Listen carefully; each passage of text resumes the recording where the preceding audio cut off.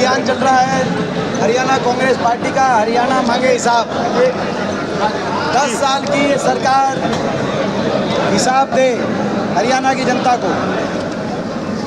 10 साल non stop बेरोजगारी, non stop महंगाई, नॉन स्टॉप नशा, नॉन स्टॉप अपराध, नॉन स्टॉप भ्रष्टाचार, नॉन स्टॉप एससी और ओबीसी समाज के अधिकारों का हनन, नॉन स्टॉप गरीब के परिवारों के अधिकारों का हनन, नॉन स्टॉप युवाओं को सीटी और कच्ची भर्ती में उलझाया, नॉन स्टॉप हरियाणा के आम आदमी को portal, family ID, property ID में उलझाया, नॉन स्टॉप हरियाणा का भट्टा बिठाया। इस बात का ये नॉन स्टॉप सरकार जवाब दे। ये इनका नॉन स्टॉप है। फुल स्टॉप सरकार में फुल स्टॉप हो गया विकास, फुल स्टॉप होगी हरियाणा की खुशहाली। और जनता भी अब बीजेपी की सरकार पे फुल स्टॉप लगाने को तैयार है। ये हमारा अभियान था, या इसी के माध्यम से आज ये 35वां हल्का था, 35वें विधानसभा क्षेत्र में मैं पहुंचा था आज, जो मेरी पदयात्रा चल रही है। और हम ये डोर टू डोर कैंपेन के माध्यम से पिछले 1.5 महीने से लगे हुए हैं, जो आप देख रहे हैं। सर चुनाव डिक्लेयर हो गए हैं, नोटिस है, लेकिन सरकार का कोई नुमाइंदा उनके स्वागत में नहीं पहुंचा। आप लोग पहुंचे थे, क्या कुछ कहना चाहेंगे? कि आज विनेश चैंपियन है, चैंपियन रहेंगी, वो जीत के लौटी हैं। विनय जीती है, अगर हारा है तो स्पोर्ट्स सिस्टम हारा है, खेल राजनीति हारी है, मगर विनय जीती है। हमें गर्व है, अपनी पूरे देश को हमारी बेटी पे गर्व है। और बाकी मैं ये नहीं कहना चाहता, और मैं किस पे कोई और कमेंट आज नहीं करना चाहता, लेकिन जो आपने कहा, प्रश्न जो किया, बहुत लोगों के दिलों में इस तरह के प्रश्न है कि कोई और क्यों नहीं पहुंचा, लेकिन आज हम इस पे और बात नहीं करना चाहते। आज तो हम यही कहना चाहते हैं कि हमारी बेटी को पूरे देश का आशीर्वाद है, हमें गौरव है अपनी बेटी पे, देश का सम्मान बढ़ाया है। सर और भी लोग पहुंचते हैं उनके स्वागत में तो अच्छा हो। सर चुनाव डिक्लेयर हो चुके हैं, कांग्रेस की लिस्ट कब तक जारी हो सकती है? कि तो अब जो है कांग्रेस की लिस्ट कौन सी तारीख से, बल्कि वो है अपना नॉमिनेशन नामांकन कौन सी तारीख से है? 5 से 12, उससे पहले डिक्लेयर कर देंगे। तो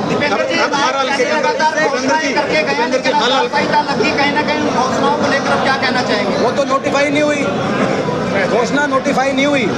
जैसे 500 रुपये सिलेंडर, घोषणा नोटिफिकेशन नहीं। जैसे ओबीसी के लिए 8 लाख, ना तो नोटिफाई हुई और ना एक बच्चे को 8 लाख का फ़ायदा मिला ओबीसी समाज के। 6 लाख तक 10 साल तक वंचित रखा ओबीसी समाज को, एक बच्चे को फ़ायदा नहीं मिला। जैसे 100 गज का प्लॉट एक भी नोटिफाई नहीं हुआ इनकी सरकार में, एक भी परिवार को 100 गज का प्लॉट नहीं दिलवा पाई है। दीपेंद्र जी, ये मैं समझता हूँ ये घोषणाएं नहीं केवल छलावा था। और दूसरी बात, ऐसा भी दिखाई देता है जैसे हमारे माननीय सांसद जी ने कही कि मुख्यमंत्री जी को पता ही नहीं था कि चुनाव घोषित किए जा रहे हैं। तो कहीं ना कहीं बीजेपी या तो उनको नहीं मान रही, या बीजेपी अगर मान रही है तो ये मान रही है कि वापस नहीं आ रहे। दीपेंद्र जी इनमें से एक बात है, या तो बीजेपी इनको मान ही नहीं रही मुख्यमंत्री, क्योंकि उनको पता ही नहीं था, उनके बिना पता है उनके डिक्लेयर हो गए। अगर बीजेपी मान रही है, इनकी दिल्ली केंद्रीय नेतृत्व, तो वो ये मान रहे हैं वापस नहीं आ रहे। कोई ना कोई बात तो है, तो बीजेपी बताएगी इनमें से कौन सी बात है, लेकिन इन्हीं में से कोई बात है। दीपेंद्र जी, हर हल्के से कई कैंडिडेट हैं दीपेंद्र जी। ये इनेलो और जेजेपी का मुकाबला कांग्रेस से नहीं है, नोटा से। दीपेंद्र जी, हर हल्के में से कई कैंडिडेट हैं कांग्रेस के, तो ये कांग्रेस के लिए बहुत बड़ी चुनौती नहीं रहेगी कि एक कैंडिडेट को देंगे तो बगावत होने का अच्छा संकेत भी है, क्योंकि इससे दिखता है कि बहुत से हमारे जो कार्यकर्ता नेता वो मानते हैं कि उनका जो है चुनाव में कांग्रेस की अच्छी लहर है और उनको मौका मिला तो वो अच्छा चुनाव लड़ सकते हैं, तभी कोई अप्लाई करता है। सभी साथियों को हम साथ लेके चलेंगे। टिकट तो 90 को ही मिलेगी, लेकिन जो 2500 साथियों ने अप्लाई किया है उनमें से जो सभी साथी चुनाव में मेहनत से साथ देंगे, सबको सरकार आने पर उचित सबका मान सम्मान, ये हुड्डा साहब ने सोनीपत में ये बात कह दी थी कि तुरंत सरकार में चेयरमैन इत्यादि पदों की त्वरण नियुक्ति कराकर जो हमारे साथी साथ खड़े रहेंगे सबको बराबर का मान सम्मान सरकार में दिलवाया जाएगा, क्योंकि टिकट तो ये संवैधानिक दायरा है कि 90 से ज़्यादा नहीं दे सकते, लेकिन मान सम्मान सरकार में बराबर का सबका किया जा सकता है, ये सुनिश्चित किया जाएगा। विधानसभा चुनाव में जिस 40 लोगों ने आवेदन किया है कुंडरी विधानसभा में, आप कह रहे टिकट तो मिलेगी, लेकिन आवेदन करने वाले ज़्यादा गुटबाजी तो नजर आई। ये सभी विधानसभाओं में। दीपेंद्र जी, पहले 75 का नारा दिया, अब 400 का दिया, अब कब देखते हो? अब तो ये बीजेपी वाले खुद ही, मैं समझता हूँ, आप अंदर जिनसे बात करो तो कांग्रेस ने भी कोई नारा दिया ये खुद ही अब आपको बता देंगे हकीकत क्या है। कांग्रेस ने एक ही नारा दिया है कि हरियाणा का भविष्य बचना चाहिए, हरियाणा का नौजवान का भविष्य बचना चाहिए, बाबा साहब भीमराव अम्बेडकर जी का संविधान बचना चाहिए हरियाणा के अंदर, किसान का सम्मान बचना चाहिए, हमारी बेटियों का सम्मान बचना चाहिए, हमारे कर्मचारी को उनका हक मिलना चाहिए, ओल्ड पेंशन स्कीम का सरपंचों को उनका हक मिलना चाहिए, बड़े बुजुर्गों को 6000 पेंशन मिलनी चाहिए, महंगाई की कमर टूटनी चाहिए, 300 यूनिट बिजली की में राहत देनी मिलनी चाहिए। ये कांग्रेस पार्टी का हमारा ये नारा है। दीपेंद्र हुड्डा जी आपके कार्यक्रम में आए हैं, पूरे कुंडरी में और की जगह था, किस तरह हाईजैक किया आपने कार्यक्रम? नहीं, मैंने तो कोई कार्यक्रम हाईजैक नहीं किया। देखिए, ऐसा है, हर आदमी अपनी मेहनत करता है और जब अपनी अपनी मेहनत करते हैं सारे, सबको ये लगता है कि भाई मैंने बहुत किया है, और मुझे भी ऐसे लगा, औरों को भी ऐसे लगा। सारे भाई कैंडिडेट हैं, सारे भाई अपने अपनी मेहनत कर रहे हैं, और सारे भाई ये चाहते हैं कि वो कांग्रेस को रिप्रेजेंट करें, और सबका ये अधिकार है। और मेरा ये मानना है कि कांग्रेस पार्टी, जो हमारे माननीय भूपेंद्र सिंह हुड्डा जी हैं, अभी आप देखिए जो लोकसभा चुनाव के जो रिज़ल्ट हैं, वो सबसे इतने ज़्यादा प्रभावशाली क्यों रहे? उनका टिकटों का चुनाव, उन्होंने मतलब ये नहीं देखा कौन कितना पुराना है, उन्होंने ये नहीं देखा, उन्होंने सिर्फ एक चीज़ देखी, विनेबिलिटी। भाई विनेबिलिटी किसकी है? और वही चीज़ मेरा मानना है कि अभी यहाँ पे भाई भूपेंद्र सिंह हुड्डा और पूर्व मुख्यमंत्री भूपेंद्र सिंह हुड्डा और भाई दीपेंद्र हुड्डा एक ही बात पे निर्णय लेंगे कि भाई पुंडरी की जनता की धड़कन, जनता की आवाज़ उठाने वाला, जनता के साथ दिन रात पुलिस थानों में, बस्तियों में उनकी इज्जत को प्रोटेक्ट करने वाला, और ये चीज़ देखेंगे कि भाई जो जनता के ग्राउंड लेवल पे प्रॉब्लम्स हैं, उन प्रॉब्लम को कौन सोल्व आउट करेगा। और मेरा ये मानना है कि भूपेंद्र सिंह हुड्डा, क्योंकि खुद एक जन नायक हैं, वो जनता के नेता हैं, वो ऐसे नेताओं को बहुत अच्छे से पहचानते हैं कि जो जनता की राजनीति करते हैं। तो मेरा ये मानना है कि जो भी इस परफॉर्मे में फिट बैठेगा, जो भी उनको लगेगा कि भाई जनता के दिल की आवाज़ कौन है, तो उसी को टिकट मिलेगी, जिसमें हमें भी पूर्ण विश्वास है कि भाई औरों की तरह जैसे औरों को विश्वास है, हमें विश्वास है कि भाई हमने इतने काम किए हैं, इतने धरातल पे काम किए हैं, बिना किसी पावर के, बिना किसी सपोर्ट के, बिना किसी की जान पहचान के, सिर्फ़ और सिर्फ अपने आंदोलन के दम पे, अपने भाइयों के संगठन के दम पे हमने लोगों ने काम किए हैं। तो मेरा ये मानना है वो बिल्कुल सही निर्णय लेंगे। के काफिले की भी कहीं ना कहीं प्रशंसा हुई, आपकी पीठ की बताई, जयप्रकाश सांसद है, उन्होंने भी आपका नाम लिया, आपको शाबाशी दी, दीपेंद्र हुड्डा भी कुछ ना कुछ कहेगा या नहीं? उन्होंने भी कहा। देखिए, ऐसा है, कोई भी अगर अच्छा काम करेगा तो उनको उनकी हौसला अफजाई होनी चाहिए, मेरा ये मानना है। आज यहाँ पे देखिए, ये कोई मेरा अकेले का काफिला नहीं था, यहाँ पे ऐसे ऐसे भाई हैं जो कई दिन से काम कर रहे हैं, और जिनको मैं देख भी नहीं रहा कि वो काम कर रहे हैं। मतलब लोग अपनी नीयत से, अंधेरे में भी लोग मेहनत कर रहे हैं मेरे लिए। मतलब उनको इस बात से कोई मतलब नहीं कि विकास को पता है कि नहीं पता, उनको इस बात से मतलब नहीं है कि भाई विकास ने देखा कि नहीं देखा, वो दिन रात। और मैं सबसे बड़ा एग्जांपल, हमारे तो बुज़ुर्ग बैठे हैं, हमारे भाई बैठे हैं, मंगल हमारे अंकल जी बैठे हैं, मतलब ऐसे ऐसे लोग हैं मेरे पास। और अगर आप पूछें कि मेरे पास सबसे बड़ी ताकत क्या है या खूबी क्या है, मेरे पास बस ये कमाई है, मेरे पास लोगों की कमाई है जो मैंने लोग कमाए हैं, इससे बड़ी मेरे पास कोई, इससे बड़ा दुनिया में कोई धन नहीं होता। मैं ऑस्ट्रेलिया रहता था, उस वक्त भी 13 साल मैंने ऑस्ट्रेलिया में बिताए हैं। वहाँ भी अगर हम यहाँ से आज एक फ़ोन कर दें तो इतनी बड़ी तो नहीं, लेकिन फिर भी मेलबर्न के अंदर भी हम रैली करने का दम रखते हैं, क्योंकि वहाँ भी हमने आदमी ही कमाए हैं हमारे नेचर में। विकास भाई, क्या मुद्दे रहेंगे अगर कांग्रेस पार्टी आपको टिकट देती है? तो पुंडरी विधानसभा को लेकर क्या कुछ मुद्दे रहेंगे? क्या सपना सोचा है पुंडरी विधानसभा का? देखिए, एक तो है जो पार्टी लाइन की तरफ से, चाहे वो पेंशन का मामला है, चाहे वो गैस सिलेंडर के मूल्यांकन का मामला है, एक है पर्टिकुलरली पूंडरी हलके के लिए। भाई पूंडरी हलके में क्या प्रॉब्लम है? पूंडरी हलके में 70% गाँव में पानी का, जो पीने का पानी है वो दूषित है। मतलब मेरे को ये नहीं समझ आता, अगर ये प्रॉब्लम सीरियस नहीं है तो फिर नेताओं के लिए सीरियस क्या है? जब मतलब छोटे छोटे बच्चों के लीवर ख़राब हो जाएंगे, ब्रेन एमरेज हो जाएगा, उनको हार्ट अटैक आएंगे, आ ही रहे हैं, आप देखते हैं 30-30 साल के लड़कों को ब्रेन एमरेज हो रहे हैं, लीवर ख़त्म हो चुका है। और मतलब जो यहाँ पे जो सरकारी हॉस्पिटल है, जो सरकारी अमला है, जो सारा का सारा CMO है, मतलब वो मेरे को नहीं लगता कोई जागरूकता अभियान या फिर नेताओं को कोई फिक्र है, कोई अफसरशाही को, प्रशासन को कोई फिक्र है। तो इतना बड़ा एक कैंसर बॉम्ब बन रहा है यहाँ पे। मैं आपको कितने गांव के नाम बताऊं कि जहाँ पे लोग बेचारे, उनको पता है कि ये पानी में कीचड़ है, उनको पता है कि ये रेतीला पानी है, लेकिन फिर भी पीने को मजबूर हैं। तो सबसे बड़ा मुद्दा मेरा पानी का रहेगा। दूसरा मेरा सबसे बड़ा मुद्दा रहेगा निकासी का। निकासी नहीं है, लोगों के घरों में तरेड़ आई हुई है, सिलन चढ़ी हुई हैं, बेचारी बुजुर्ग माताएं ऐसे रोती हैं कि बेटा हमारा तो ये देश ही नहीं है। मतलब उनके बीच में जाके पता चलता है कि ये देश कैसे चल रहा है। ये सिर्फ और सिर्फ शॉपिंग मॉल और मीटिंग्स और बड़ी रैलियों से नहीं, ये देश चलता है गांव की गलियों से, ये देश चलता है बस्ती के लोगों से।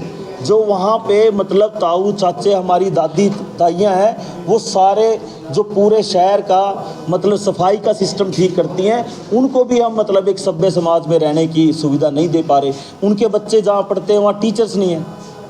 जो कॉलोनी में मेरे पास, मैं आपको मतलब कितने हज़ार लोग ऐसे दिखाऊं और उनके फ़ोटो दूं कि भाई जिनके घर इतनी बुरी हालत में है, लेकिन बार बार कॉलोनी में उनका नाम कट जाता है लोकल पॉलिटिक्स के चलते। और शायद जिनका सब आलीशान कोठियाँ हैं, उनकी क्या अब तक कॉलोनी आ रही हैं। ये जो ग्राउंड की प्रॉब्लम है, ये आपको ना तो कभी मीडिया में सुनने को मिलेगी, कोई नेता नहीं बोलेगा, ना आपको ये सिर्फ़ और सिर्फ आप लोग जब मेरे को कवर करते हो, जैसे आपने सबने खड़ौदा में कवर किया, नायक जी, आप लोग मेरे साथ कीचड़ में घूमे, आप लोगों ने आवाज़ उठाई, आज वो लोग अच्छी ज़िंदगी जी रहे हैं कि नहीं जी रहे हैं। यही चीज़ खेड़ी रायवाड़ी में देख लो आप, मतलब 37 साल डर के साए में वो बीते कि कब हमारा घर गिर जाएगा। आप इसको अपने ऊपर लेके देखो कि भाई हाँ, एक दिन मेरा घर है, ये कभी भी गिर सकता है। मतलब ऐसी जगह लोग रह रहे हैं। अगर मैं आपको बताने लग जाऊँ, मैं एक इंसान हूँ, मैं भावुक होता हूँ। जब उनको मैं देखता हूँ मेरे को गुस्सा भी आता है। तभी मेरी बहुत बार बड़े बड़े अफसरों के साथ मतलब आपको पता है कहाँ तक हो चुकी है, कितने पर्चे दर्ज हो चुके हैं। ये नहीं कि मेरे को उनसे प्रॉब्लम है, मेरे को प्रॉब्लम है कि आप इंसान को इंसान क्यों नहीं समझते। मतलब तो ये मुद्दे रहेंगे। और सबसे बड़ा मुद्दा जो अगला रहेगा हमारा, वो रहेगा कि भाई लोगों को स्वास्थ्य के प्रति जागरूक करना। और उससे भी बड़ा मुद्दा रहेगा जो कानून व्यवस्था है, वो सिर्फ ताकतवर के लिए नहीं होती, उसका सबसे पहला जो कर्तव्य है वो कमज़ोर लोगों के लिए होता है। और यहाँ पे हो क्या रहा है पूंडरी के अंदर, जैसे पुरानी फिल्मों में होता है, सुखविंदर जी, वहाँ पे मतलब पुलिस की दादागिरी चलती है। अभी हजवाड़ा गांव की एक पंचायत आई थी यहाँ पे पूंडरी थाने के अंदर, और वो कैसे आई थी, एक नशेड़ी के खिलाफ, एक जो स्मैक बेचता है गांव में, उसके खिलाफ वो पंचायत आई।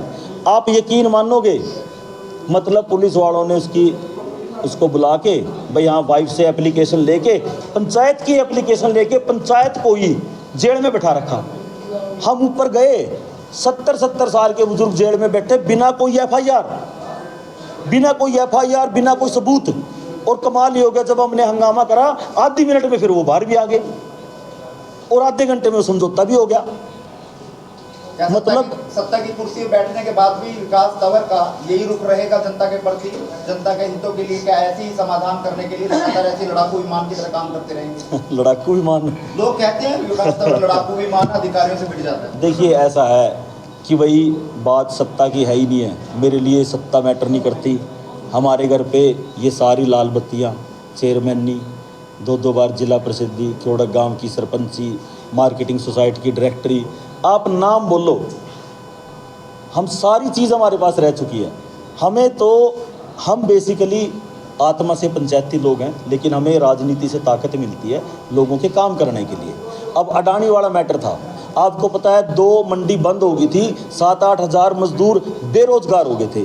अगर उस वक्त भी नेतागिरी नहीं बोल रही, इतने मजदूरों का चूल्हा ठंडा पड़ गया, तो उसके बाद क्या कोई पूंडरी पर बम तो गिरने से रहा।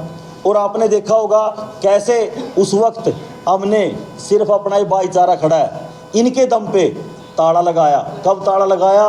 जब लोकल पुलिस 270 और 150 के आसपास जो RAF होती है, रैपिड एक्शन फोर्स, और 50 ब्लैक कैट कमांडो, 480 से आसपास लोग फोर्स मिलके भी उस ताले को नहीं रोक पाई। 10 दिन बाद चैलेंज दे कहा था कि भाई जाम लगाएंगे, 10 घंटे जाम मेरे हिसाब से कैथल डिस्ट्रिक्ट में आज तक नहीं लगा, लेकिन हमें 2 दिन जेल काटनी पड़ी। लेकिन उसका हमें जो फ़ायदा हुआ, जैसा हमने मेहनत करी, वहाँ पे दिन रात खाना चला, वहाँ पे पानी की व्यवस्था हुई, वहाँ पे बाथरूम की व्यवस्था हुई, वहाँ पे टोकन सिस्टम की व्यवस्था हुई, और वहाँ पे कांटे भी एक की जगह 3-3 चले। तो जो हमसे बन पड़ता है हम करते हैं। और ये जो आपने कहा है कि भाई क्या सत्ता आने के बाद बदल जाएगी, मैं आपको बताना चाहता हूँ, सत्ता आने के बाद जिनके अंदर भूख होती है मोहन जी, वो पहले भी है, वो बाद में भी रहेगी। एक दिन से कोई चेयर बदलने से कोई इंसान नहीं बदल जाता। तभी हम क्या करते हैं, लोग कहते हैं मैं ऐसे करूँगा, मैं ऐसे करूँगा, बनने के बाद हम उनका बिलीव कर लेते हैं। और होता क्या है हमारे साथ, हम धोखा खाते हैं। जो करता आ रहा है वही करेगा भाई। जो महिला थाने में सारी दोपहर बैठ के मतलब लोगों की समस्या, उनकी पंचायतों के लिए मतलब पुलिस से झगड़ा करता है, लोगों को भी मनाता है, हाथ पैर भी जोड़ते हैं पंचायतों में लोगों के, मतलब वो बसे रहें, वो ही लोग करेंगे और कोई नहीं करेगा। ये सोचो कि आज कोई इलेक्शन में आपने जिता दिया, कल को वो कुछ शक्तिमान की तरह काम करेगा। जिन्होंने वैसे कोई काम नहीं किया पिछले 10 साल में, वो कहाँ से काम करेगा। तो जातिवाद के इस किले को क्या पुंडरी विधानसभा से खत्म कर पाएगा विकास तंवर? इस बार जातिवाद का किला ढह चुका है। पहले तो मैं ये कहता था कि भाई इलेक्शन का रिजल्ट बताएगा कि जातिवाद का किला ढह चुका है कि नहीं, लेकिन अब मैं बिल्कुल क्लियर कहता हूँ कि जातिवाद को इस नई जनरेशन ने पूरी तरह नकार दिया है। आखिर कब तक हम ऐसे गलत इंसानों को चूज करते रहेंगे अपनी जाति के नाम पे कि सिर्फ ये मेरी जाति से है, चाहे उसने कभी किसी का कुछ किया। और असली बात ये है कि जो नई जनरेशन है उसको मतलब ही नहीं है, उसको मतलब है कौन हमारा काम कर रहा है, कौन हमारे साथ रात को खड़ा है, कौन हमारे साथ थाने तहसील में खड़ा है, कौन हमारी मोटरसाइकिल छटवा देगा, कौन कल उनको CIA के ऊपर कोई छापा मार दिया बिना गलत तरीके से, कौन वहाँ पे आके अट जाएगा। तो जनता ने, स्पेशली यूथ वर्ग ने, जो आज आपने ये सारा देखा, ये 90% यहाँ पे यूथ था, ठीक है। तो वो क्यों था? हर कास्ट से था।